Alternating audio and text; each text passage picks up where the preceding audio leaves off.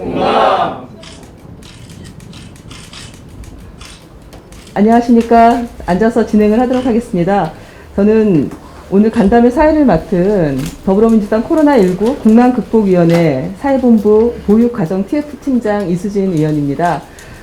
다들 푹 쉬고 싶으신 날, 마지막 연휴 날인데 이렇게 찾아주셔서 다시 한번 진심으로 감사드리고요. 예, 돌봄의 사각지대, 우리가 돌봐야 될 그런 마음들을 이곳에서 한번 우리 당대표님 모시고 말씀들을 주시면 좋을 것 같습니다.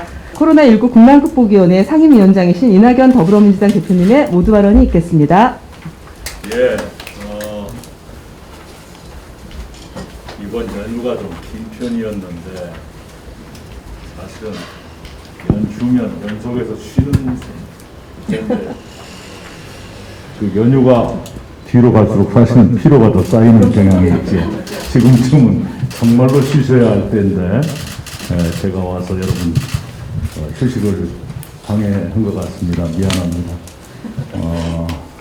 특히 우리 보건복지부 여성가족부는 웬 날벼락이냐 싶었겠는데요.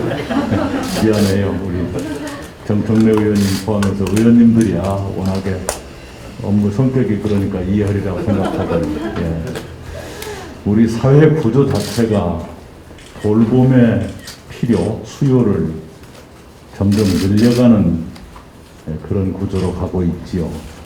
거기에다가 코로나19로 유치원도 쉬고 학교도 쉬고 어린이집도 쉬고 이러다 보니까 그 수요가 폭증하게 된 것이지요. 이렇게 돌봄의 수요는 커져가는 건 틀림없고 그것을 정부나 지자체가 도와드려야 한다는 것 또한 분명한 사실이지요. 그래서 이번에 추경에도 원래 포함되어 있었던 것보다 중학생을 더 얹어서 돌봄 지원 예산을 짜드렸습니다. 그런데 저희가 고민하는 것은 그런 총량에서의 수요 증가, 그건 알겠고 또 예산을 늘려서 드린다는 것도 꼭 쉬운 건 아니지만 알 것 같은데 정작 어려운 것은 수요의 양태가 갈수록 달라질 것 같은 생각이 들어요.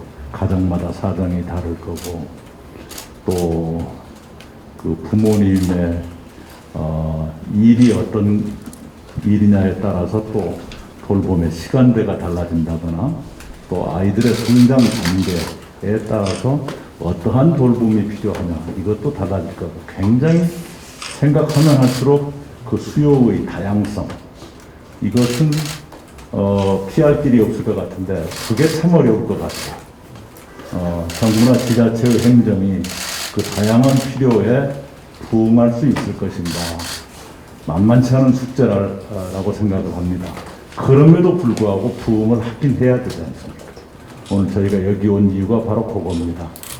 당장 해법을 다 내놓겠다가 아니라 어떠한 수요가 있을 수 있구나 하는 것을 알기라도 하는 것이 해결의 시작이 될 수 있겠다. 그래서 왔습니다.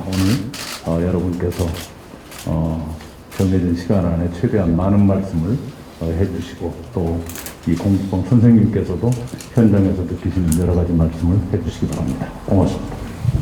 예, 코로나 때문에 너무나 많이 힘든데 특히 코로나가 우리한테 너무 아픈 것은 아픈 사람들한테 더 아프기 때문이 아닌가 이렇게 생각이 됩니다.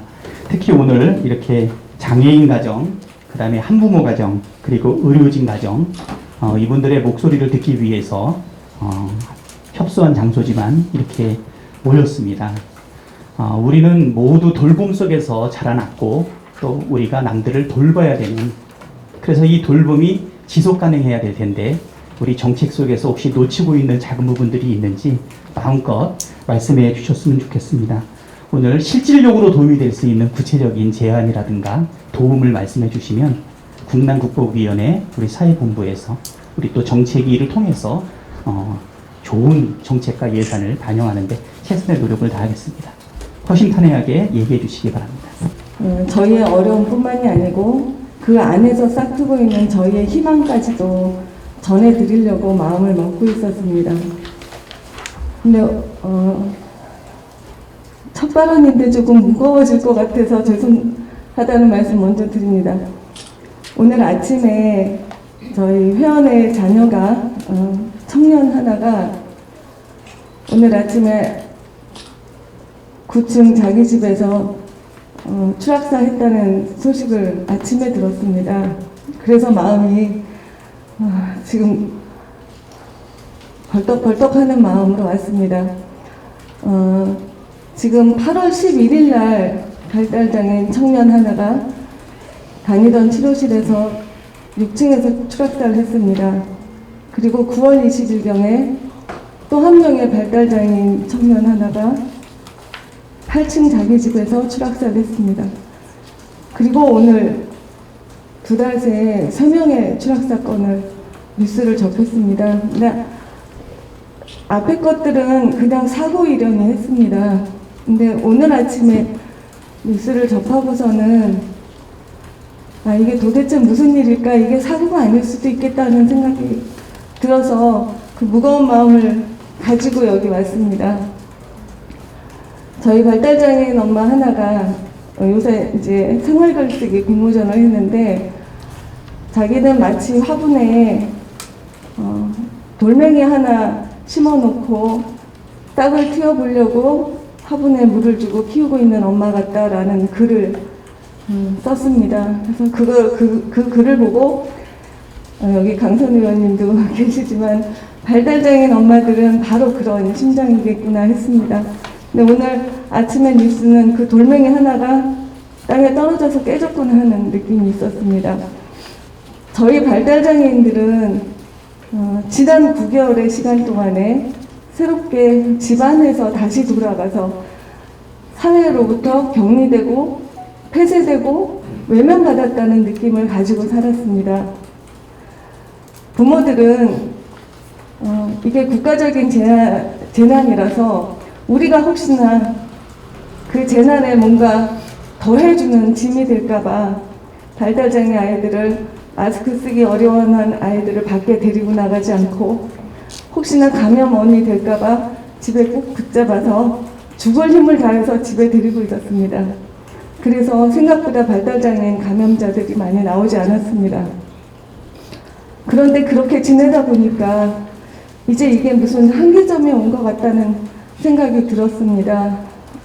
그래서 우리는 언제까지나 지금 이렇게 폐쇄된 환경 속에서 망가진 일상 속에서 살아야 될까? 부모들의 걱정은 물론이지만 발달장애인 당사자들이 겪고 있는 그 당황스러움, 그 혼란, 그리고 그 불안, 이런 것을 부모로서 다 챙겨주지 못하고 있는 것이 아닌가 하는 가슴이 덜컹하는 마음이 들어서 오늘 아침 다들 황망했습니다.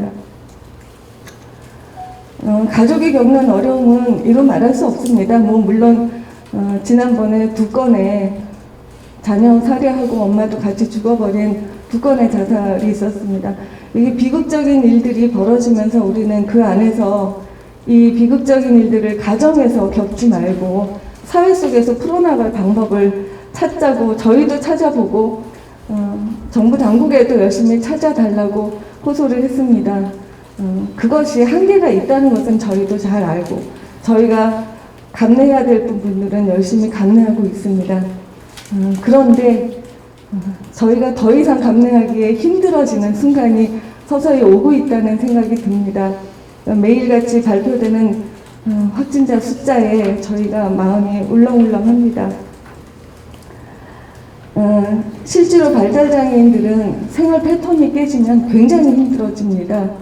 그동안 있어왔던 학교나 어디 치료실이나 아니면 복지관이나 평생센터를 다니지 못하게 되었을 경우에 이들이 겪는 어려움이라는 것은 가족이 겪는 고통 못지않게 발달장애인 당사자가 겪는 혼란과 고통이 너무 큽니다. 또 우리는 엄마들이 아프고 우리가 힘든 것은 우리가 견딜 수 있습니다. 죽을 힘을 다해서 저희 견뎌보겠습니다. 근데 저희 아이가 겪는 것은 이 아이에게 납득시킬 수도 없고 설명할 수도 없는 고통을 아이에게 주고 있는 겁니다. 우리가 이 상황에서 그동안 이 아이가 다녔던 학교라는 곳이, 이 아이가 다녔던 복지관이, 평생센터가 이 아이들에게는 천국 같은 곳이었구나 하는 걸 새삼 느낍니다. 그것이 단절되어서 갈 수가 없고 집에만 있게 된 지금 우리는 또 어딘가에서 떨어져서 깨지는 돌멩이를 우리가 보게 되지 않을까 하는 그런 절박한 마음이 있습니다. 저희가 원하는 것은 아까 말씀드린 대로 비대면 상황에서 집에서 무언가를 한다는 것은 이 아이에게 아무것도 하지 않는다는 것하고 같은 얘기입니다. 물론 집에서도 열심히 아이하고 좋은 시간을 만들기 위해서 무진 애를 씁니다. 하지만 그것을 24시간 내내 지속할 수가 없습니다. 그리고 그것이 그 아이에게 사회적 단절이라는 것을 극복하기에는 너무나 어려운 상황입니다. 그래서 저희가 호소드립니다. 사회적 단절을 극복할 수 있는 방안을 찾아주십시오. 학교도 조금 더 적극적으로 열어주시고 복지관 평생센터 적극적으로 열어주십시오. 그리고 주간활동 서비스 같은 경우에 지금 1대1 서비스가 안 되고 있는데 이것을 1대1 서비스로 지원해준다면 이 코로나 상황에서 누군가의 손에 이끌려 아이들이 동네를 산책을 할 수도 있고 운동을 할 수도 있고 하면서 서로 간의 숨통이 트일 겁니다. 지금 이거 막혀 있는 거 열어주십시오. 사회 서비스원 등 공공활동 지원 서비스가 확대해 주시고 강화해 주십시오.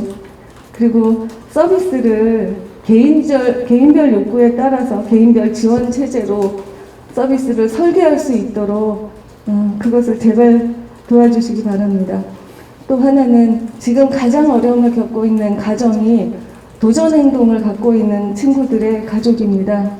이 얼마 전에 청와대 청원에서도 올라왔듯이 아버지가 더 이상은 못 견디겠다, 아이하고 나하고는 같이 죽겠다 하는 청원을 올린 일이 있었습니다.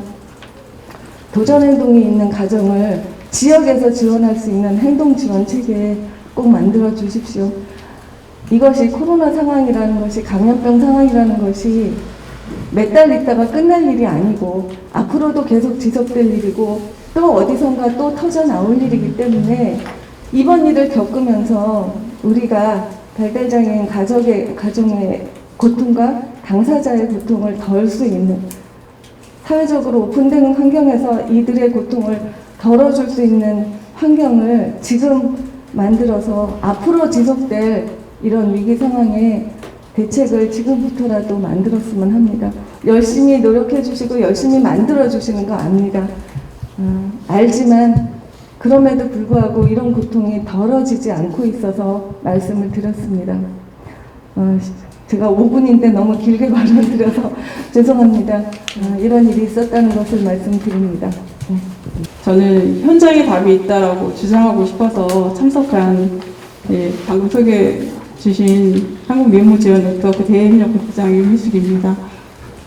저는 저희 아들이 지금 군대 가 있습니다. 근데 저는 한부모로 18년 동안 아이를 키워왔고요. 그래서 누구보다도 그 엄마들, 혼자 사는 한부모 가정들의 마음을 잘 알고 있다고 생각을 합니다. 그런데 오늘 현장을 만나러 오신 더불어민주당 이낙연 당대표님과 정부 관계자분들께 고맙게 생각합니다. 이번 미추홀구 형제 화재 사건 관련해서 저에게 주어진 시간이 5분입니다. 그래서 저는 두 가지 결론부터 말하고 싶습니다. 저는 올해만 그 한국미혼모지원네트워크에서 일하면서 5건의 아동학대 신고를 제가 직접 했습니다. 방임, 방치, 부모의 자해가 그것이었습니다. 그중 한 건은 분리되어서 시설에 가 있고요. 한 건은 아동학대 예방 기관에서 사례 관리로 부모 교육을 진행하고 있습니다. 한 건은 양육자의 강한 거부로 그냥 그 가정에서 자라고 있고요. 한 건은 다른 양육자가 양육을 하고 있습니다. 나머지 한 건은 인터넷에서 만난 분에게 양육되어지고 있습니다. 그런데 대부분 본인들은 아동학대인지 모르고 있습니다. 저희가 하는 사업 중에 청소년 부모 자녀 돌봄 프로젝트인 백일동행이라는 프로그램을 지금 진행 중에 있습니다. 그것은 19세 이하 혹은 24세 이하 자녀가 아이를 낳아서 키울 때 어려운 점을 돌보는 돌봄에 초점을 맞춘 사업입니다. 저희가 이 부모들을 전국에서 30가정 정도를 만났습니다. 그런데 제가 좀 전에 말씀드린 그렇게 본인이 아동학대하고 있고 방임하고 방치하고 있다는 게 아동학대인 줄 모르고 있습니다. 그래서 한 가지 말씀드리고 싶습니다. 1대1 가정 방문을 통한 아동학대 예방교육을 실시해야 된다고 생각을 합니다. 또 30가정을 만나는 중에 2가정이 외부로부터 아동학대 신고를 당해서 아동과 분리되었습니다. 이 가정들을 만나면서 제가 내린 결론의 2번째는 양육자가 자기 돌봄을 할 수 있도록 도와야 한다는 것입니다. 저도 한부모 가정으로 자녀를 키우면서 우울증을 겪은 적이 있어서 제가 완벽하게 아이랑 죽을 생각을 한 적이 있습니다. 차도 위에 아이를 올려놓고 차 위에 그 자리에서 떨어뜨리면 완벽하게 죽겠다. 이렇게 힘든 것보다 죽는 게 차라리 낫겠다. 그때 지나가던 한 사람이 그런 말을 했습니다. 지금 아이가 얼마나 잘못했길래 그렇게 아이를 위협을 하냐라고 말씀을 하셨습니다. 그래서 저는 그때 아이가 죽겠다 싶어서 제 아이를 분리를 했어요. 저 친척 집에다 맡겨놓고 제가 아이를 분리해서 6개월 동안 혼자 정말 술로 생활을 하면서 다음부터는 죽어도 너랑 같이 죽고 살아도 같이 살겠다 하고 아이를 데리고 왔습니다. 그리고 저희 아이는 고등학교 때 매달 한 번씩 11층 아파트에서 자살 시도를 벌였습니다. 그때 저는 어쩔 수 없다고 생각했어요. 왜냐면 제가 할 수 있는 걸 다 했기 때문에. 다행히 아들은 잘 커졌고 지금 군대 가 있지만 그때 그 엄마들을 돌보는 체제가 전혀 없다는 생각을 전혀 했습니다. 제가 그때 너무 힘들 때 나 정말 힘들지, 혼자 아이 키우기 힘들지, 내가 뭐 도와줄까라고 한마디 했더라면 제가 조금 힘을 내지 않았을까라는 생각을 합니다. 그런 마음으로 현장에서 아이들, 그 다음에 엄마들을 만나고 있습니다.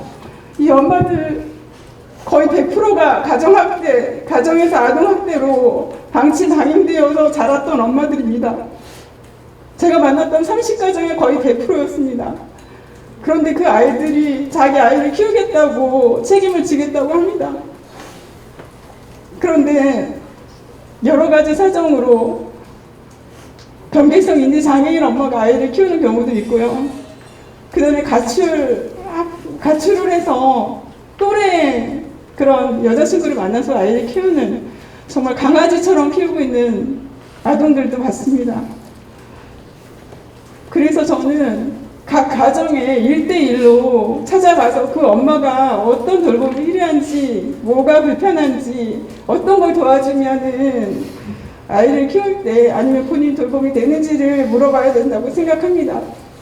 늦게라도 현장을 찾아주셔서 이런 얘기를 듣고자 오신 정부 관계자 여러분들께 정말 진심으로 감사드리는데요. 저는 현장에 답이 있다고 생각합니다. 그래서 저희가 가는 걸음을 멈추지 않을 것입니다. 정부도 같이 발 맞춰서 그 1대1 방문해서 아이가 정말 아동학대인지 모르고 있는 부모들에게 이것이 아동학대라고 가르쳐 주셨으면 좋겠고요. 그 다음에 부모들 찾아가서 니네들 뭐가 얼마나 힘든데 어떤 게 힘든지를 물어봐 주셨으면 좋겠습니다. 그걸 적극적으로 반영해 주신다면 저는 변화가 일어날 것이라고 생각을 합니다. 제가 너무 사실 이 얘기를 제 개인적인 사생활을 얘기하려고 하지는 않았는데 옆에서 아까 얘기를 듣다 보니까 제가 올라와가지고 개인적인 얘기를 여기 원고에도 없는 얘기를 하게 됐는데요. 어쨌든 저는 그래도 희망을 잃지 않고 어쨌든 그 아이들을 책임지겠다고 하는 그 엄마들을 좀 힘을 주셨으면 좋겠다는 게 제 마지막 이야기입니다. 감사합니다. 네, 안녕하세요. 저는 세브란스 병원에 근무하고 있고요. 저희가 그 코로나 이후에 대해서 말씀드리자고 하면 아마 이제 의료진 가정이라고 해도 아마 평범한 맞벌이 가정을 대표해서 말씀드리게 될 것 같습니다. 일단 의료진 가정들의 대부분이 이제 간호사들이 교대 근무를 많이 하고 있고 그러다 보니까 늘 사실 보육과 그다음에 교육에서 늘 어려웠던 상황인 건 맞는데 이제 그러다 보니 코로나 때문에 학교를 또 못 가다 보니까 좀 그런 거가 더 많이 좀 고충으로 좀 들어오고 있습니다. 일단 학교 교육의 부재로 인해서 사실 비용 증가가 좀 큰 편인 건 사실이에요. 비용 증가라는 게 단순히 뭐 돈의 문제일 수도 있겠지만 저희가 이 맞벌이 가정들이 아침, 점심, 저녁을 다 아이들이 부모가 해결을 해줘야 되는데 아침도 다 새벽 출근을 하기 때문에 아침도 뭐 도시락, 점심도 싸고 오니까 저 같은 경우만 해도 보온 도시락 사가지고 애들 점심 싸놓고 오거든요. 아침은 시리얼, 점심은 도시락, 저녁은 또 늦게 끝나고 이러는 날이 많다 보니까 저녁도 못 챙겨주고 저녁은 배달 음식. 이게 현재 주소예요. 근데 저만이 겪고 있는 게 아니라 꼭 교대 근무를 하지 않는다고 하더라도 병원에 있는 사람들은 대부분 한 7시를 전후로 다 출근을 거의 완료하고 개시를 보통 시작을 합니다. 그러다 보니까 이게 그리고 퇴근도 말로는 5시 반이라고 하지만 실제로 해피콜 서비스며 뭐며 자기 업무 다 만료하고 나면은 늦게 가는 날이 많다 보니까 하루 3끼를 다 이렇게 부실하게 먹게 되니까 아이들이 오히려 더 영양이 좋지 않는다거나 실제로 살이 더 찐다거나 그다음에 운동도 제한되어 있고 그러다 보니까 그런 게 엄마들한테 많은 고충으로 좀 접수되고 있고 그러다 보니까 이런 거를 다 새벽에 더 일찍 일어나서 준비해야 되니까 엄마들이 너무 고통스럽다 이런 얘기들을 주변에서 많이 좀 주셨습니다. 그리고 또 하나는 이제 교육의 문제인데요.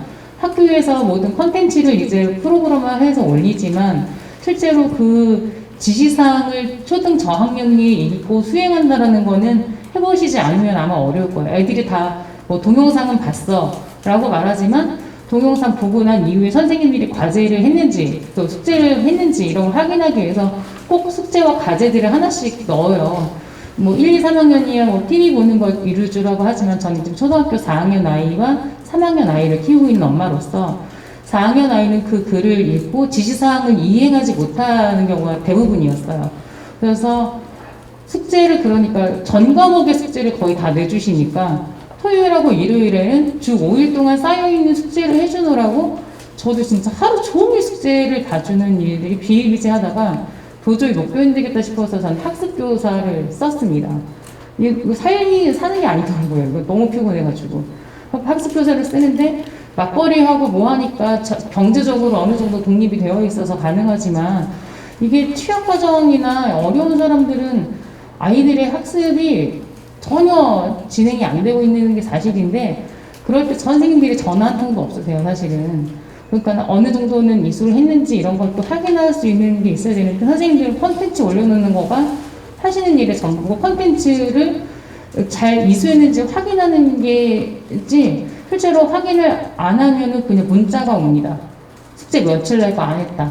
이렇게 되면 학습 결손이 어떻게 실제로 되고 있는지 교사들이 파악을 하고 있는지 싶고 이렇게 1학기가 지났는데도 불구하고 학습 선생님들한테 무슨 통지표 같은 게 왔는데 아이를 어떻게 파악하고 이걸 통지표로 보내는지 모르는 탁상 행정이 지금 이루어지고 있고 얼마 전에는 선생님들이 학교 폭력 조사 같은 거를 4학년 이상이다 보니까 고학년이라고 해서 학교에서 이제 실시를 하셨어요. 교육부에서.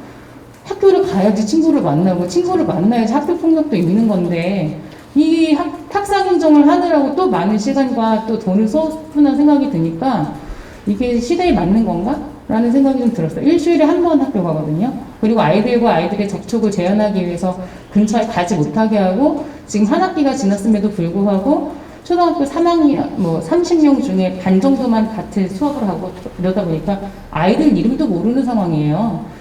그런데 이런 조사를 한다라는 것 자체가 정말 실수를 금치 못했습니다, 사실은. 그리고 그다음에 그러다 보니까 이제 엄마들이 모든 학교 과제를 다 엄마들이 집에서 수행하다 보니까 이제 맞벌이 가정 게다가 이 의료 노동자들이 대부분 장시간 노동에 좀 노출되어 있고 그다음에 근무 시간이 굉장히 유동적이고 그다음에 변칙적입니다. 그러다 보니까 이제 엄마들이 갖고 있는 고충은 사실 좀 이루 말할 수 없이 늦었고 평범한 가정에서 이제는 10월 달부터 원격 쌍방향 수업을 한다라고 하는데 저희 집만 아이도 아이가 2명인데 그럼 노트북과 태블릿 같은 것이 다 구비가 되어 있어야지 되는 상황에다가 프린터까지 있어야지 수업이 가능한 게 한두 가지가 아니에요. 아이들이 이 경제적인 비용은 다 누가 감당해주고 있는 건가라는 생각이 들면 좀 안타깝고 더군다나 코로나 이런 것 때문에 의료 노동자들 고생했다고 하지만 보건의료사나 대부분의 노동자들이 이번에 거의 다 임금 동결이 갔습니다. 일시금 30만 원, 일시금 얼마 해서 기본급 동결로 다 정리가 되었으니 비용은 사회적 비용은 늘고 그 다음에 가정의 소득은 줄거나 아니면 멈춰있는 상황이 이게 사실이고요.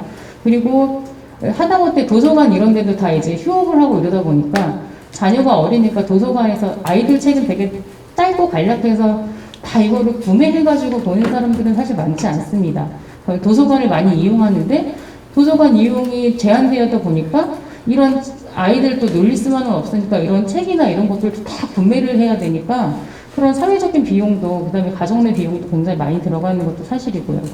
그다음에 몇 가지 사례를 의료진 가정으로서 좀 말씀드리자면 저희 세브란스 병원에 이제 코로나 확진 환자가 있었고 의료진에게도 확진이 좀 있었습니다.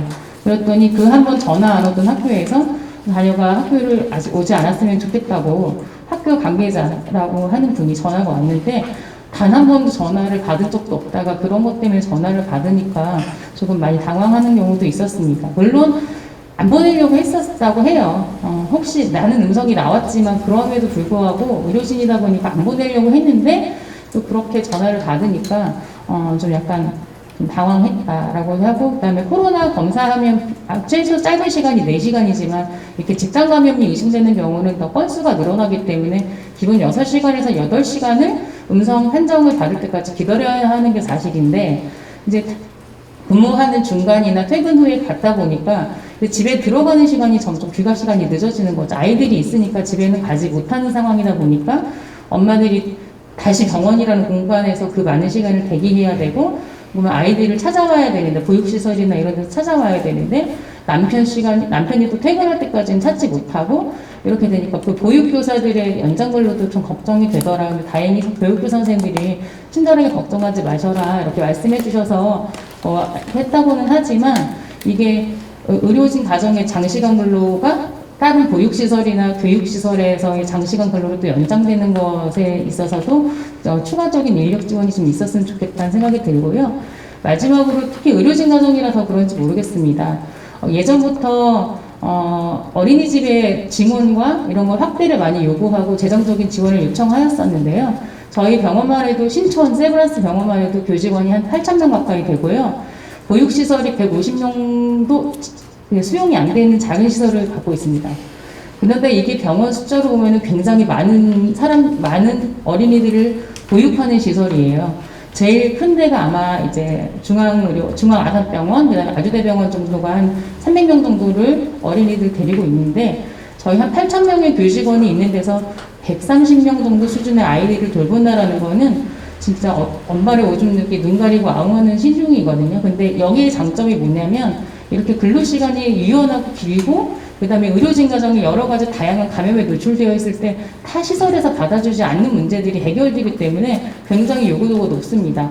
그런데 대부분이 사학병원이다 보니까 사립학교 교직원 연금법에 의해서 지원을 받다 보니까 고용보험의 지원을 받지 못하고 있고 이런 게 사실이다 보니까 어린이집 시설을 벌금 맞지 않기 위해서 위탁해서 20인 정도로 해서 그 법에 있는 것들을 피해가는 정도 수준으로 하고 있지 실질적인 지원은 전혀 없는 것도 문제입니다.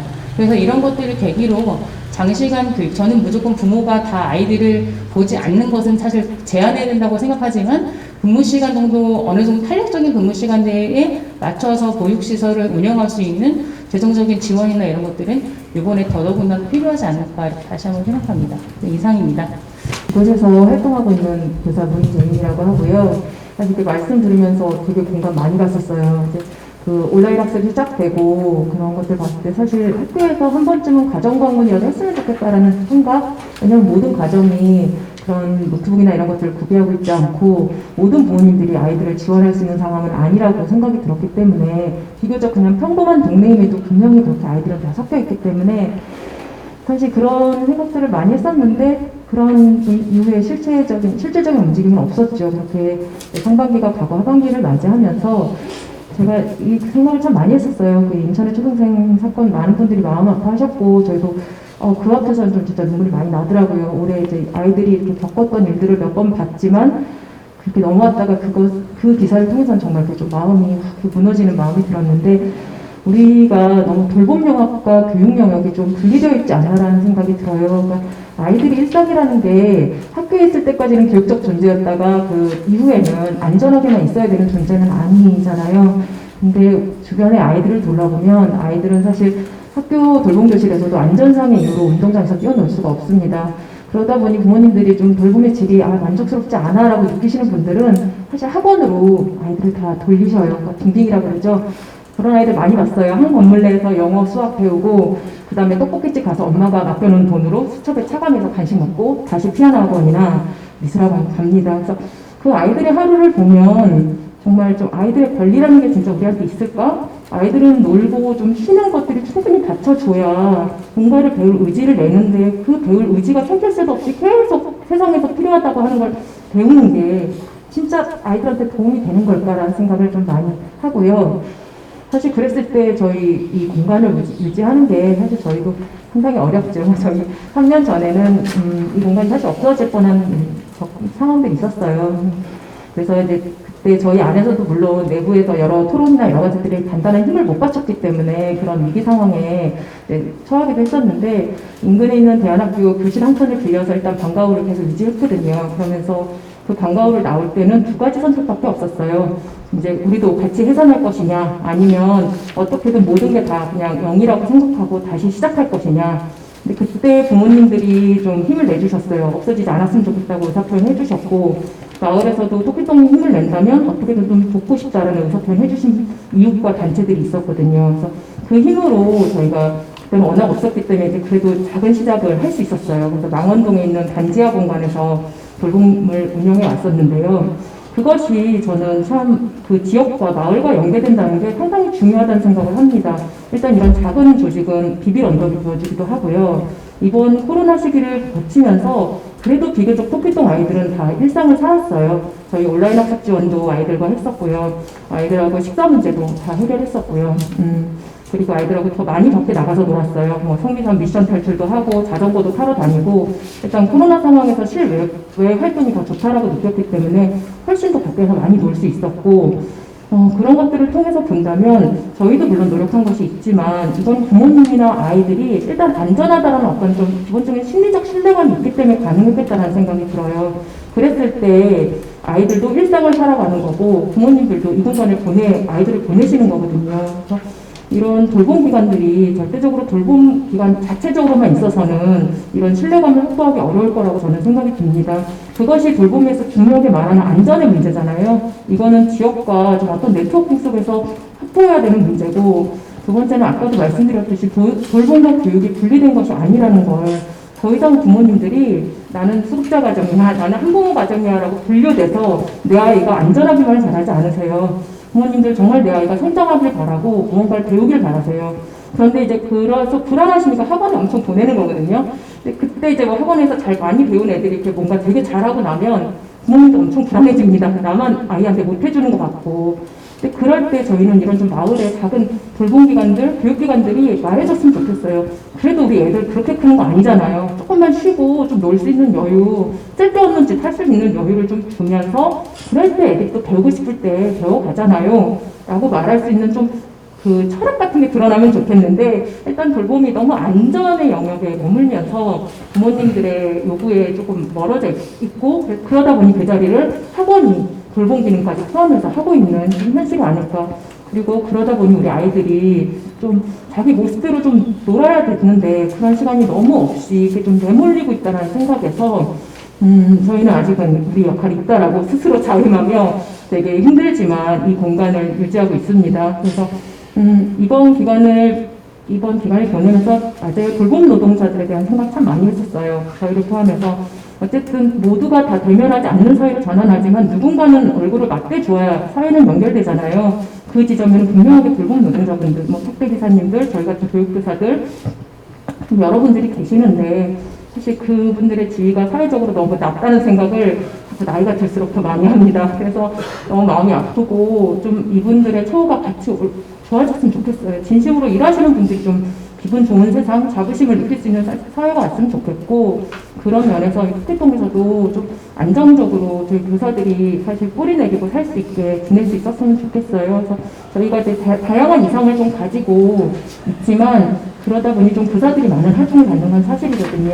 그래서 그런 부분들에 좀 변화가 생기면서 더불어 이제 더 이상 아이들을 어떤 뭐 저소득이나 차상위 이런 표현들 이제 저희는 쓰진 않아요. 그리고 그 표현들이 아이들 세계에서 얼마나 무서운 표현인지를 저희도 경험했기 때문에 그런 표현들에 대해서 정말 조심해야 되고 섬세하게 다가간다면, 그래서 마을을 기반으로 아이들이 촘촘하게 돌봄기관으로 모일 수 있다면 우리 인천의 초등생 같은 아이들은 그냥 섞여서 마을 친구로 놀았더라면, 그리고 그것을 잘 아는 어른이 한 명만 더 있었더라면 하는 바람이 좀 이런 시간들을 통해서 이루어질 수 있기를 진심으로 바랍니다.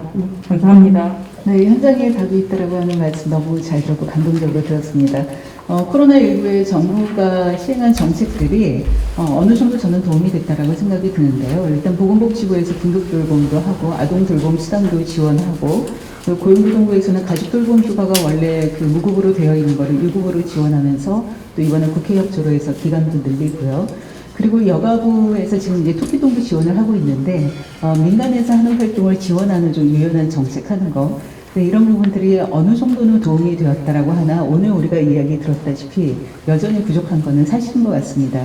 지금 코로나가 장기화되면서 그러면 어떤 정책을 해야 될까를 생각을 해보면은 첫 번째 취약가정이 아니고 돌봄 취약, 그러니까 돌봄 취약 가구는 사실은 일반 맞벌이 가정이나 또 의료인 가정도 해당이 되는 것인데요. 돌봄 취약 가정에 맞는 세세한 지원이 필요하다라고 하는 말씀입니다. 아까 이낙연 대표님께서도 말씀해 주셨지만은 지금 수요가 너무도 다양한데, 근데 이거에 대한 대처가 필요하다고 말씀해 주셨는데요. 이 부분에 대해서 정책적으로 더 고민이 필요하고요. 그리고 아이들의 이제 발달, 성장 이런 말씀도 많이 해주셨습니다. 이제 코로나 세대에 대해서 굉장히 우려가 됩니다. 지금 이제 교육 격차뿐만이 아니라 발달에 대한 격차도 굉장히 우려되고, 특히 이제 영유아기의 80%가 발달한다고 하는데 지금 제대로 된 발달, 또 초, 중, 등, 고등학교 제대로 된 교육을 받을 수 없어서 이 아들이 성인기로 성장했을 때 어떠했을까 굉장히 비극적으로 보는 사례들이 많이 있습니다. 그래서 말씀 주셨다시피 안전도 중요하지만은 사실은 아이들에게 교육, 그리고 발달, 또 성장을 고려할 수 있는 그런 좀 적극적인 정책이 필요하다라고 하는 것을 말씀드리고 싶고요. 여기에 그 발달이라고 하는 거는 정서적인 안정, 그리고 심리적인 발달이 필요한데요. 지금 이제 코로나 상황은 대국민 트라우마의 상황입니다. 그러니까 아이들이 받는 거는 훨씬 더 크기 때문에 영유아들 그리고 초등학생들의 심리 방역이라고 하는 것을 이 시점에서 적극적으로 모색하지 않으면 안 된다고 생각을 합니다. 그리고 세 번째는 공공기관의 역할입니다. 지금 어머님들이 말씀해 주신 게 학교가 너무 소극적이다. 어떻게 가정에 전화도 안 하느냐라고 하는 말씀을 하시고, 그리고 공공도서관 때문에 오히려 책값이 늘어난다라고 하는데 실질적으로 현장에서 이런 이야기들이 굉장히 많이 있습니다. 공공기관이 코로나에 감염되지 않기 위해서 먼저 문을 닫고 있는데 사실 공공기관은 먼저 적극적으로 문을 열고 대신 적극적인 방역을 하면서 공공기관이 제대로 역할을 해줘야지만 아이들의 발달도 그렇고 그리고 이제 가정에서의 비용도 절감할 수 있습니다. 그래서 이제 안전과 더불어서 공공기관의 역할에 대해서 적극적으로 정부하고 국회에서 생각을 해주셨으면 하는 바람을 말씀드립니다. 이제는 이제 포스트 코로나 시대 돌봄 정책에 대해서도 저희 연구소에서도 깊이 고민을 하고 있는데요. 포스트 코로나 시대에 필요한 거는 우리 아까 박찬대 의원님께서 말씀해 주셨지만 유연성, 그러니까 지속 가능한 보육이라고 하는 것이고 저는 그 지속 가능한 보육을 유연성이라고 하는 말씀으로 드리고 싶은데요. 지금의 상황을 보면은 공공기관만으로 너무 구멍이 많고요. 그 공공기관 또 이제 민간기관이 어느 정도 협조적인가도 이제 궁금합니다. 그리고 지역사회 역할, 지금 토끼똥처럼 지역사회 역할도 굉장히 중요하고 가정에서 아이들 돌봄도 같이 해야 됩니다. 다시 말해서 공공, 민간, 지역사회, 가정이 같이 갈 수 있도록 정부의 정책이 유연해야 된다라고 하는 것입니다. 그리고 이제 두 번째 말씀드리고 싶은 거는 우리가 이제 그 보육의 질이라고 이야기를 하는데요. 이 돌봄의 질이 지금보다 굉장히 높아지지 않으면 안 되겠다라고 하는 것인데, 뭐 교사 대 아동 비율이 돌봄의 질을 이야기하기도 하지만은 사실 이제 적정한 거리두기일 수도 있고, 그리고 지금의 아이들 급식 영양 문제도 있는데 이런 부분들이 다 돌봄 정책의 이제 질과 연관이 되고 있다라고 하는 말씀드립니다. 그리고 세 번째, 우리 포스트 코로나 시대에 이제 고민을 해야 될 것이 우리가 돌봄 대상자, 아이들을 어떻게 돌보느냐에 초점이 맞춰졌는데 돌봄자, 오늘도 말씀하셨는데 돌봄자가 되시는 부모님들, 그리고 돌봄자가 되시는 보육교사들, 그리고 여러 이제 참여하시는 분들에 대해서 우리가 같이 정책을 하지 않으면은 포스트 코로나 시대를 살아갈 수 있을까라고 하는 생각이 듭니다. 그래서 그런 부분에 대해서는 정부와 국회가 많이 고민해 주시고 그리고 저희도 같이 고민을 하도록 하겠습니다. 감사합니다. 이전에는 사실 교육개발원에서 초등 돌봄 담당하는 팀장 역할을 6년 했습니다. 그리고 성균관대학교랑 한양대학교에서 연구교수 하다가 이번에 옮겼거든요. 그래서 돌봄 관련된 건 한 10년 넘게 계속 참여를 했습니다. 저희가 초등 돌봄교실 처음 시작해서 4천 명부터 시작했는데 20만 명까지 끌어올리는데 저 역할을 했거든요. 그리고 지금도 정부부처의 역할들을 많이 지원해드리고 있는데, 저는 교육개발원 시절에 이제 숫자 끌어올린 거에 대해서 지금 많이 반성하고 있습니다. 왜냐하면 공장장이었다, 그렇게 생각이 됩니다.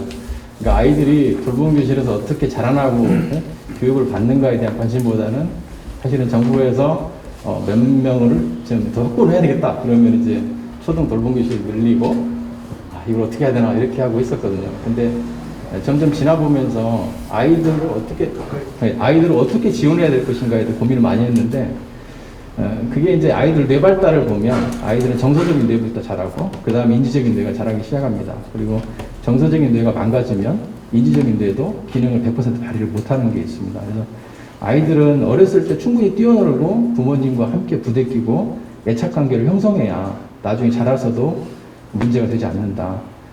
그리고 제일 중요한 거는 어린이들이 사실은 우리가 섬겨야 될 분들입니다. 어린이들을 무시할 존재가 아니라 이 어린이들을 우리가 어떻게 잘 섬겨야 되느냐. 그래서 아이들이 행복한 세상을 만들어야 되는데, 엄마 아빠가 없었을 때는 엄마 아빠의 역할을 해줄 우리 사회에 많은 어른들이 있어야 된다. 그래서 우리가 단순히 뭐 공간을 만들고 예산을 지원할 수는 있겠지만 그건 두 번째 문제다는 거죠. 그러니까 아이들이 어른들과 부대끼면서 우리 사회는 믿을 만한 사회다, 이런 걸 인식하게 해주는 게 너무 중요한 것 같습니다. 그래서 오늘 토끼동 공부방에서 이렇게 같이 모여서 이렇게 자리를 만드는 게 너무 의미가 있는데요. 사실 시설 위주의 돌봄, 이건 쉽습니다. 돈 쓰면 되거든요. 그런데 이걸 어른들과 함께 만들어가면서 아이들에게 정서적인 부분을 케어해 주는 건 상당히 어려운 부분입니다. 이건 국가가 하기 어려운 부분입니다. 국가는 돈을 대줄 수 있고 공간을 법으로 만들어서 할 수는 있지만 이 공간에서 무엇을 하느냐 하는 문제는 다른 문제거든요. 그래서 그 공간에 계시는 선생님들이 정말 우수한 선생님들이 계시고 자부심을 갖고 일할 수 있게 지원해 드리는 게 중요하고, 두 번째는 지역사회가 함께하는 게 너무나 중요합니다. 그래서 그런 체제를 우리가 만들어야 되지 않나 하는 생각이 들어갑니다. 그리고 아쉬운 부분은 우리가 언제부턴가 돌봄에 대해서 양적인 부분만 너무 강조하게 됐는데 지금도 사실 부족하긴 합니다. 우리가 문재인 대통령님께서 원종일 돌봄 체계 만드실 때 저도 TF로 같이 참여해서 간담회도 같이 참여했었는데요. 우리 55만 명을 이렇게 비전으로 제시했지만 이 숫자는 얼마 안 됩니다. 왜냐하면 초등학교 학생 수만 해서 27만 명이거든요. 전체적으로 27만 명 중에 55만이면 20%밖에 안 됩니다. 이걸로 생색을 내는 거는 좀 사실은 우리가 좀 부끄럽죠. 모든 아이들이 돌봄을 받고 싶었을 때 어디서든 돌볼 수 있는 공간을 우리가 마련해 주는 것이 어른들이 해야 될 일이 아닌가 싶고요. 우리가 지금 이렇게 정책적으로 답이 막혀버린 게 사실은 박근혜 정부에서 잘못한 것도 있습니다. 왜냐하면 책임지도 못하게 다 무상을 한다고 그랬거든요. 근데 돈 많으신 부모님들은 돈이 문제가 아니라 아이들 바뀔 곳이 문제입니다. 왜 전부 다 무상으로 한다고 그래가지고 하지는 못할 거래서 교육감님들 다 화나게 만들고 학교 문 닫아버리게 만들고 이렇게 했는지 저도 잘 이해가 안 되는데, 우리가 조금 제가 봤을 때는 좀 바꿔야 될 부분이 있지 않나 생각이 됩니다. 그래서 제가 지금까지 정책을 하면서 느꼈던 부분은 우리가 풀어야 될 키가 4가지의 키가 있습니다. 이걸 좀 말씀을 드려보겠습니다. 첫 번째는 인력에 대한 부분이고요. 두 번째가 이제 공간에 대한 부분이고, 세 번째가 이제 프로그램에 대한 부분, 네 번째가 행정적 지원 체계에 대한 부분이었습니다. 이 4가지 부분을 어떻게 잘 풀어가느냐에 따라서 정책이 성공하고 실패하고가 결정이 되는데요. 지금 현재 막혀있는 부분들이 있습니다. 첫 번째 인력에 대한 부분은 지금 돌봄 전담사, 초등학교에서 돌봄 전담사고요. 다른 시설에서는 다르게 좀 부르기도 합니다. 다양하죠. 근데 다양한 것 자체가 문제가 있습니다. 왜냐하면 돌봄을 담당하시는 선생님들의 자격이라든지 역량에 대한 표준이 마련되지 않았다는 뜻이기도 하고, 아이들이 어떤 곳에서 무엇을 받느냐 이게 다 다릅니다. 그래서 소득이라든지 아이들이 거주하는 지역에 따라서 돌봄의 질이 다르고 이게 나중에 교육 격차로 이어질 가능성이 상당히 크다는 겁니다. 그래서 우리가 그걸 인력에 대한 표준을 만들어야 될 필요가 있는데, 지금 현재는 각 부처별로 사업이 쪼개져 있다 보니까 그걸 하지 못하고 있는 부분이 있습니다. 그래서 현재 이런 부분을 개선하려고 하면 전에도 우리 정부 초기에 안이 나왔다가 지금 고민만 하고 있는 부분인데 사회 서비스원이거든요. 사실 사회 서비스원이 만들어진다고 하면 이제 공단 형태로 된다고 하면 인력에 대한 부분을 처우를 개선하면서 통합할 수 있는 여지가 생깁니다. 이건 정책적으로 한 방에 다 해결해야 되는데요.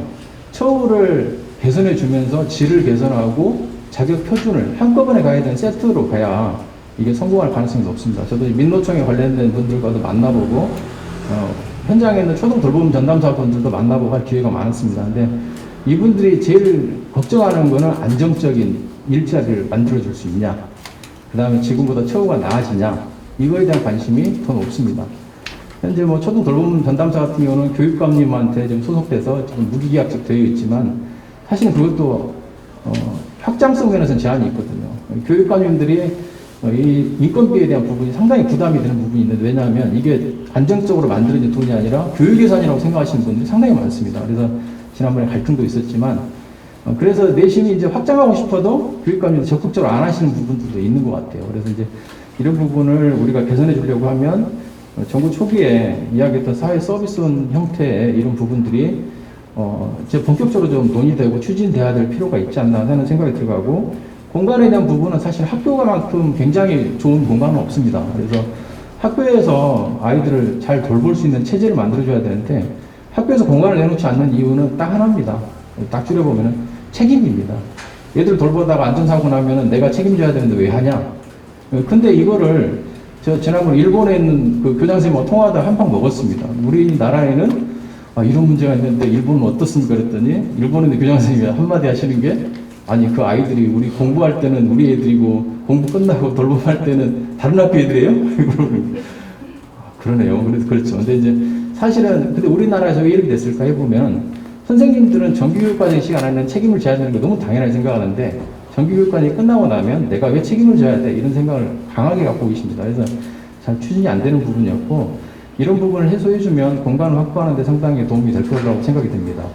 그리고 공간을 확보할 때 좋은 방안이 있습니다. 우리나라는 학급당 학생 수가 지금 20명 밑으로 떨어지고 있는데요. 평균적으로 보면 이게 편차가 심하다는 문제가 있습니다. 그래서 교육부에서 이거에 대해서 굉장히 말들이 많은데, 제가 지금 그 2년 전부터 청와대에도 제안하고 했던 게 아파트 단지 내에 돌봄 공간을 확보해 주자. 그래서 주택법 시행령을 개정하자 하는 걸 안을 만들어서 제안했었고, 보고서에도 담아서 그게 지금 시행이 됐거든요. 그런데 이제 그렇게 한 이유가 있습니다. 왜냐하면 초등학교 교실을 확보를 못하는 지역은 되게 아파트 밀집 지역입니다. 신도시 중심이고 아파트가 많은 지역은 당연히 교실이 안 나옵니다. 대신 아파트가 밀집되지 않은 지역 같은 경우에는 학교가 남습니다. 그래서 학교에서는 그거를 이제 이용해 보면 공간을 만들 수 있는 여지가 생기는 거죠. 아파트 밀집 지역이 아닌 곳은 학교에서 공간을 만들고, 아파트 밀집 지역은 학교에서 공간을 못 만드니까 아파트 단지에다 만들어 버리면 공간이 평균적으로 맞아 들어갑니다. 그래서 이제 그런 것들을 제한하는 부분이 있는데, 이런 이제 공간 확보에 대한 문제를 우리가 정책적으로 해결해야 되는 문제가 있습니다. 그래서 만들 수 있는 공간부터 차근차근 만드는 게 중요하다. 그리고 이제 프로그램에 대한 부분인데, 그 부분은 아까 이제 앞에 선생님들께서 많이 말씀해 주셔서 아이들 정서적인 거, 아이들 놀 권리 이런 것들을 보장해 주는 프로그램이 필요하고, 행정적 부분은 사실 이제 하나 좀 제안해 드리고 싶은 게 예산에 대한 부분인데요. 국가에서 예산을 다 대야 되느냐 하는 부분이 있습니다. 저는 제가 안 제안해 드리는 거는 그 전달 체계를 단순화하기 위해서 돌봄에 대해서는 부모님들이 좀 어느 정도 부담하게 하고 세액공제 방식으로 하는 게 적절하지 않은가 생각이 듭니다. 그러니까 돌봄에 대한 시설 이용료에 대해서는 부모님들이 1차적으로 부담하고 그걸 부담하기 어려운 부모님 같은 경우는 국가에서 당연히 먼저 선지원을 해줘야 되겠죠. 근데 이제 소득 계층에 따라서 차등적으로 지원될 수 있게 이걸 세액공제 방식으로 돌리면 전달체계도 단순해지지 않나 하는 생각이 들어가고, 그 다음에 이제 부모님들 같은 경우에 사실은 이제 내가 어느 계층에 소속돼가지고 돌봄을 받냐 안 받냐 이게 상당히 좀 그렇거든요. 지금 우리가 안전사고 발생하는 타각지대를 되게 보면 각 부처별로 대상자를 칸막이쳐놨기 때문에 여기서는 이래서 우리 대상자 아니다. 여기서는 이래서 우리 대상자 아니다. 이러다 보니까 빠진 애들이 생기는 겁니다. 근데 모든 아이들은 다 대상자다. 이렇게 이제 접근을 하고 지원 체계를 만들어 놓으면 그런 아이들이 발생할 확률이 더 줄지 않을까 하는 생각이 들어갑니다. 그래서 여기까지 좀 제안을 드려봤습니다. 감사합니다. 죄송합니다. 하나만 더 해드리겠습니다. 시간이 없는데 진짜 정말 중요한 거라서요. 그러니까 정부 부처에서 굉장히 중요한 일들을 많이 하고 계시는데 국민들이 잘 모르십니다. 왜냐하면 홍보가 잘 안 됐습니다. 그리고 오늘 뭐 실장님들 말씀해 주시겠지만 아마 부모님들이 모르시는 사업도 많을 겁니다. 근데 제가 그 위원회에서 제안했던 게 사실은 뭐 정부에서 제공하는 돌봄 서비스에 대한 원스톱 서비스가 가능하도 온라인 수요 조사, 그다음 신청, 그런 기관에 대한 관리들이 이루어지도록 해야 된다고 이야기를 드리는데 아직도 안 되고 있거든요. 근데 저는 이제 민원 24를 통해서 하겠다 했는데 아직도 좀 지지부진한데요. 왜 안 되는지 모르겠습니다. 부처에서 제공하는 서비스가 이렇게 공개할 수 있을 만한 수준이 아닌 건지, 하고 싶은데 안 하는 건지, 아예 안 하고 싶은 건지 잘 모르겠는데요. 정부에서 지금 제공하는 서비스는 완전히 공개될 수 있도록 우리가 좀 만들 필요가 있습니다. 그래서 부모님들이 아실 수 있게, 그래서 이용하실 수 있게 만드는 그런 체계가 만들어야 된다고 생각합니다. 환자가 줄어들 때는 증원율이 85%까지 가서 사실상 긴급보육이 아니라 정상적으로 운영되는 그런 상황이었는데요.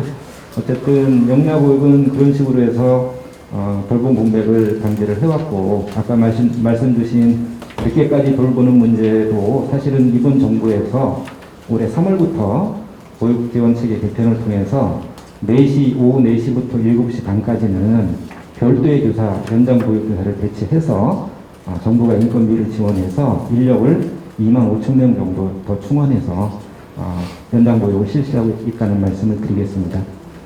장애인 돌봄과 관련해서는 일단 저희가 7월부터는 지역별 환자 발생 여건 이런 것들을 고려해서 장애인 복지관 등 이용시설을 열 수 있도록 그렇게 조치를 했습니다.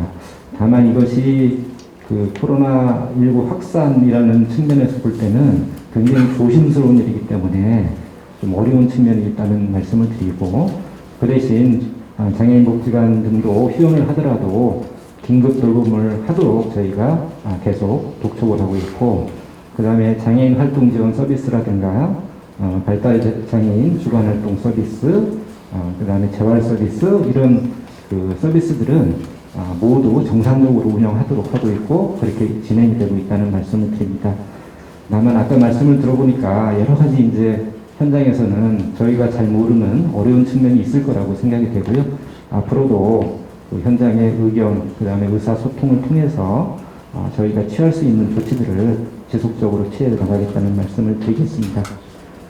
그 다음에 이제 그 사회서비스원 말씀을 주셨는데, 저희가 현 정부에서 17개 광역 시도별로 사회서비스원 설립을 추진하고 있고, 금년까지는 11개 시도에서 설치될 예정입니다. 그리고 22년도에 17개가 설치될 예정이고요. 이 사회서비스원은 현재 돌봄 분야의 공적 서비스 기능이 굉장히 부족한 그런 틈새를 메꾸고 위기 상황에서 돌봄 공백을 해소하기 위한 그런 조치라고 생각이 됩니다. 다만 그 지역별로 지금 설치하고 있는데 하나의 걸림돌이 있다면 법적 기반이 아직 완비되지 않아서 설치하는 데 좀 애로가 있습니다. 이 자리를 빌어서 대표님께 좀 부탁을 드리겠습니다. 사회서비스원 설치에 관한 법률을 우리 여당의 중점 추진 법안으로 삼아주셔서 이번 회기에 꼭 통과시켜주시면 감사하겠습니다. 또 하나는 이제 저희가 이제 가급적이면 그 복지 대상자 분들께서 시설에 가지 않고 지역사회 또는 집에서 필요한 서비스를 통합적으로 제공받을 수 있도록 지역사회 통합돌봄 사업을 추진을 하고 있습니다. 이 사업을 추진하기 위해서는 뭐 인력의 보강, 전달 체계 확보, 그리고 정보 시스템의 개편 여러 가지 조치들이 필요한데, 일단은 저희가 그 모든 서비스를 한데 모아서 볼 수 있게끔 정보 시스템 개편 작업을 하고 있고, 내년 9월에는 복지 멤버십이라는 걸 통해서 개인별로 받을 수 있는 현금 급여와 서비스가 어떤 것들이 있는지를 한눈에 볼 수 있도록 제공할 예정입니다. 그래서 이런 그 시스템과 인력 보강을 통해서 개인에게 필요한 서비스를 통합적으로 제공할 수 있는 그런 기반을 갖추어 나가도록 하겠습니다. 이상입니다. 특별히 또 한부모 가족의 어려움을 또 절실하게 말씀해 주셔서 더욱 감사하게 생각합니다. 나름대로 저희가 여러 가지 정책을 만들고 현장과 소통하고 있다고 생각했음에도 불구하고 아직도 부족한 점이 많다. 라는 부분을 다시 한번 깨달았고요. 그럼에도 불구하고 이제 최근에 저희가 한부모 가족을 위해서 아동양육비 그 지원 대상과 금액을 대폭 늘린 바가 있습니다. 그리고 조금 전에 의원님께서도 말씀하신 대로 최근에 우리 한부모 가족 지원법이 개정이 돼서 기존에는 생계급여를 받으신 분은 한부모 가족 아동양육비를 변급해서 못 받도록 했었는데 이번에 법을 개정해서 변급해서 받을 수 있도록 이렇게 국회에서 또 법을 개정해 주셨고요. 그렇게 이제 그리고 이제 그 또 아무래도 생계, 육아, 가사를 혼자서 담당해야 되기 때문에 성중고를 겪게 되시는 부분이 있어서 저희가 돌봄에도 조금이라도 부담을 덜어드릴 수 있도록 저희가 시설에 계시는 한부모분들한테는 돌봄 서비스를 무료로 제공을 하고 있습니다. 근데 다만 댁에 계시는 제가 한부모분들 때는 일부 이제 자부담이 있는 부분이 있어서 그 부분도 이제 지속적으로 좀 확대를 좀 고민을 하고 있습니다. 저희 여성가족부 같은 경우는 그 시설 돌봄이라든지 공적 돌봄의 한계를 메꾸는 정책의 사각지대를 주로 메꾸고 있습니다. 그래서 가정으로 찾아가는 아이 돌봄 서비스라든지 또 지역에서 돌봄 친화적 문화를 조성하기 위한 돌봄 공동체 사업에 이제 저희가 지원을 하고 있고요. 그리고 이제 그런 차원에서 이제 토끼똥 공급방도 저희가 이제 돌봄 공동체 지원을 금년에 처음으로 얼마 안 되지만 지원을 해드리고 있습니다. 그래서 아마 이런 제가 알기로는 이제 마포구가 돌봄 공동체가 워낙 활성화가 잘 돼 있다고 듣고 있습니다. 그래서 저희는 이 좋은 모델을 잘 만들어서 다른 지역에서도 이게 확산될 수 있도록 그렇게 노력하도록 하겠습니다. 어쨌거나 이제 그리고 아까 우리 유미숙 국장님이 이제 절실하게 지적해 주신 대로 저희가 한부모 가족을 지원한다고 하지만 그 가족이 겪는 상황은 각각 다 다양하고 다르다고 생각합니다. 그래서 좀 더 그 세밀하고 좀 그 가족의 상황에 맞는 좀 더 이제 정성이 들어가는 정책이 필요하다고 생각하고요. 저희가 갖고 있는 지역의 건강가정지원센터라는 인프라를 활용을 해서 저희가 어려움을 겪고 계시는 한부모 가족, 조선가족, 또 가족 내 위기를 겪고 계신 가족을 대상으로 교육이라든지 상담이라든지 생활지원, 또 필요한 지역의 어떤 그 자원과 연계하는 부분에 대해서 앞으로 더 책임감을 갖고 더 꼼꼼히 세심하게 챙기도록 하겠습니다. 고맙습니다. 아까 어머니도 얘기하는데 좀 눈물 나서 혼났는데요. 사실은 저도 제가 잘 아는 엄마가 며칠 전에 극단적인 선택을 했다는 소식을 들었어요. 아마 코로나 우울증이 아닐까 그런 생각을 하고 굉장히 적극적이고 쾌활하신 분이었는데 참 마음이 아픕니다. 대한민국 전체가 우울하죠. 국가는 국민, 주권, 영토 이렇게 세 가지 요소로 형성이 된다는데 제일 중요한 게 국민의 생명이죠.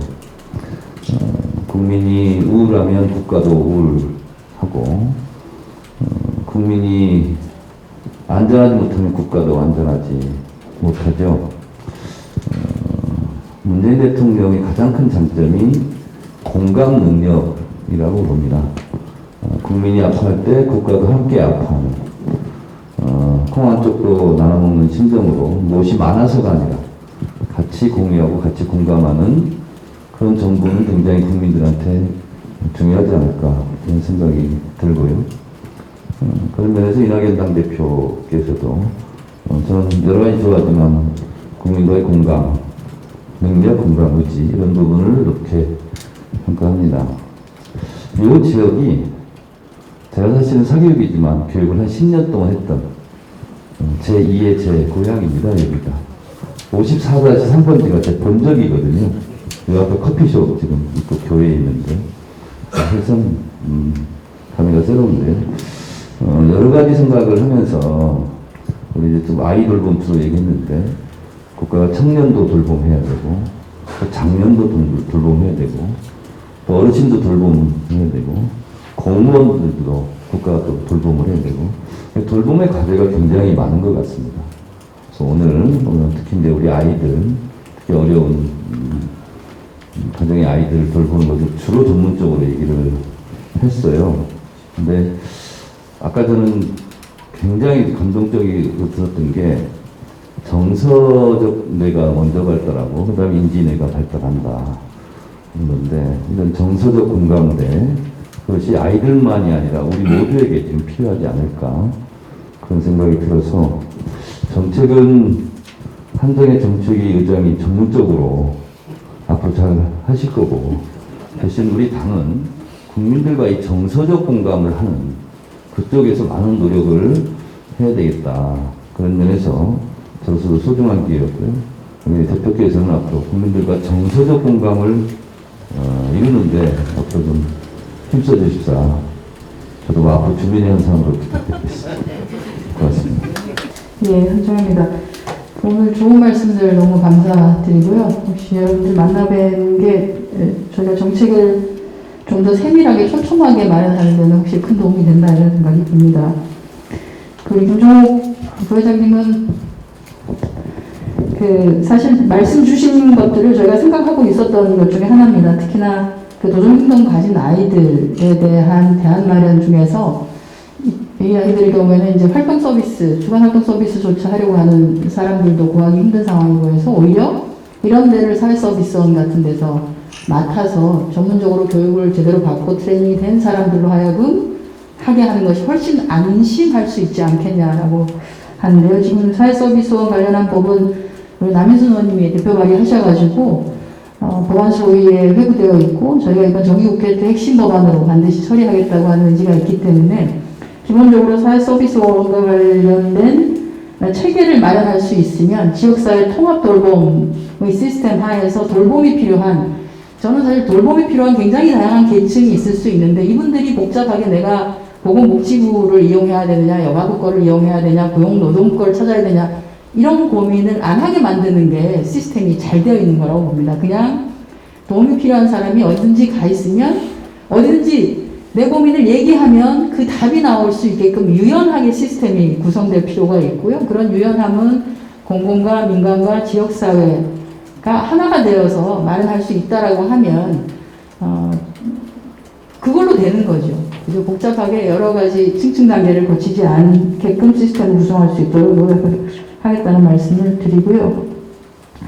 그 다음에 이제 한부모 가정의 경우에 저희가 사실 취약 아동들을 혹시나 이제 방치되거나 또는 이런 아동들을 찾아내기 위해서 보건복지부가 AI 시스템을 마련해서 그걸 한번 찾아보기도 했었습니다. 그런데 아직 뭐 AI 시스템이 그렇게 많이 디벨롭되지 않다 보니까 사실 그렇게 찾아낸 아이들이 실질적으로 아동학대라든지 또는 방임되고 있는 경우가 딱 일치하지는 않았었어요.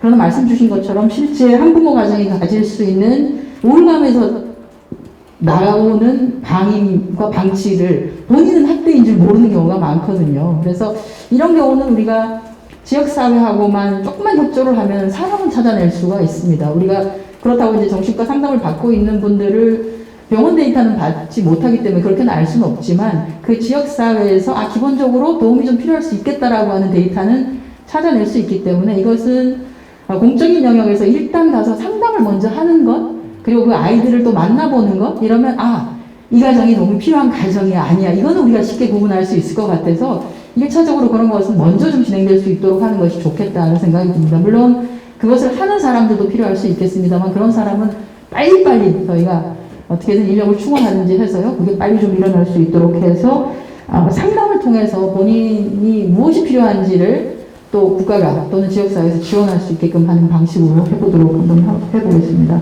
그리고 우리 김우식 처장님은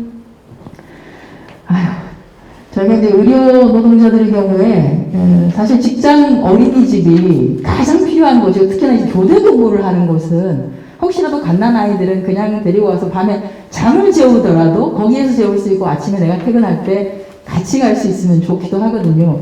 그런데 말씀 주신 것처럼 가만히 보니까 직장 어린이집이 고용노동부 쪽에 고용보험으로 운영되는 게 아니라 사학연금 쪽으로 운영되다 보니까 그 적정한 기준이 조금 부족한 것 같습니다. 이거는 기준을 좀 같이 맞출 수 있도록 저희가 교육부하고 같이 얘기를 좀 해서 빠른 시일 내에 요거 조치가 좀 될 수 있도록 하겠습니다. 그래서 8,000명에 100여 명이 뭡니까? 이건 너무 아닌 거죠. 네, 그렇게 마련하도록 한번 해보겠습니다.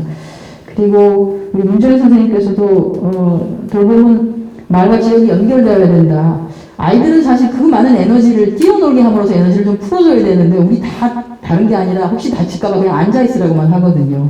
그러다 보니까 애들이 좀 정서적으로 발달이 제대로 안 되는 것 같고 그게 결국은 아이들의 나중에 성장했을 때도 문제가 있는 것 같아요. 그래서 제대로 뛰어놀 수 있는 공간이 말씀하신 것처럼 학교라는 곳이 사실 제일 안전할 수 있는데 운동장 안에서 뛰어노는 거는 좀 넘어진다 하더라도 조금 거슬리는 거, 긁히는 거 이 정도인데 그게 두려워서 아이들을 뛰지 못하게 하는 것은 더 큰 부작용이 있을 수 있기 때문에 학교를 좀 열 수 있게 하는 것 이게 지금 학교와의 굉장히 우리 말씀 주셨습니다만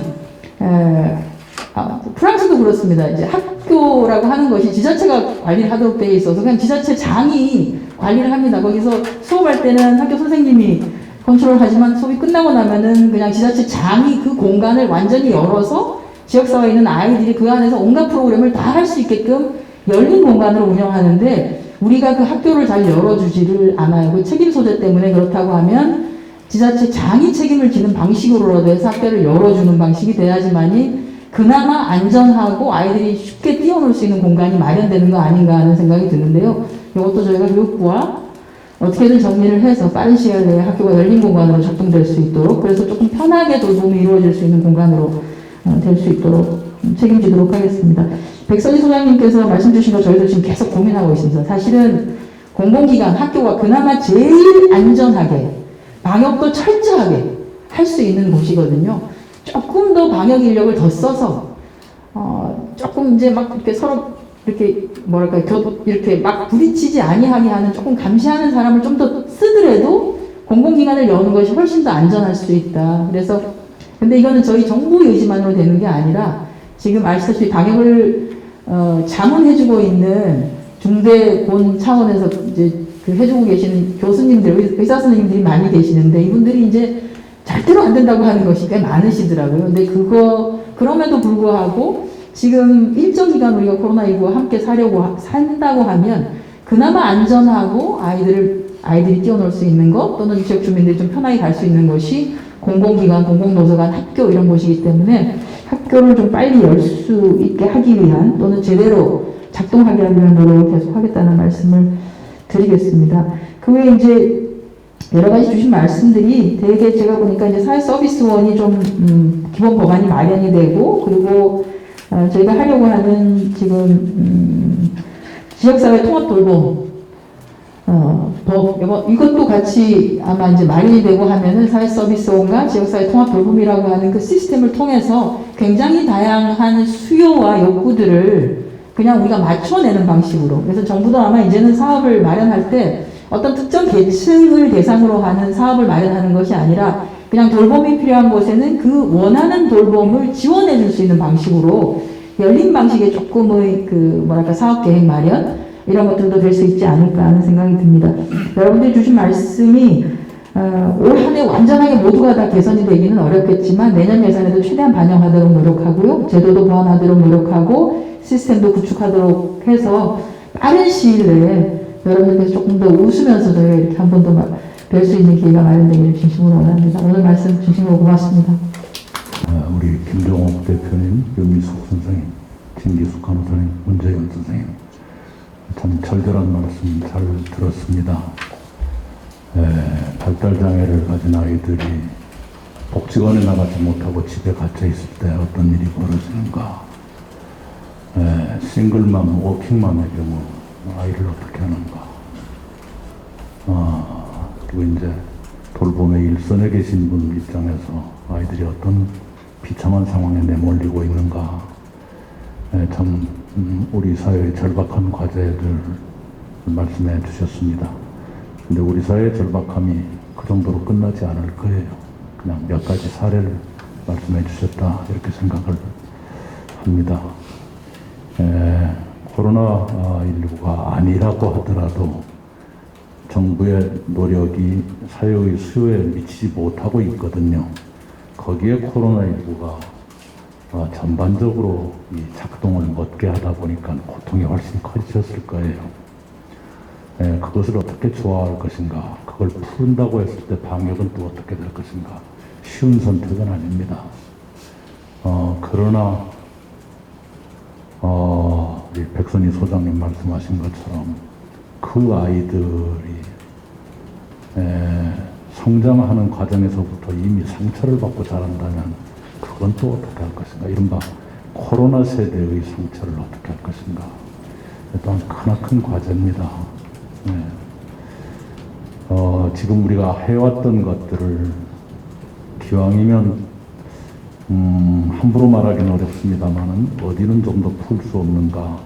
이 방역 당국과 긴밀하게 좀 상의를 해야 되겠고요. 그보다 더 좋은 방법은 코로나 치료제가 빨리 나와줘야 되겠다. 그래서 치료제 보유국 이 되는 것. 그래서 덜 두렵게 생각하고 보통 한 1, 2주 안에 치료될 수 있다는 확신을 갖게 한다면 그런 제약이 좀 더 완화되지 않겠는가 생각을 합니다. 단 지금은 그럴 때인가에 대해서는 저도 자신이 없습니다.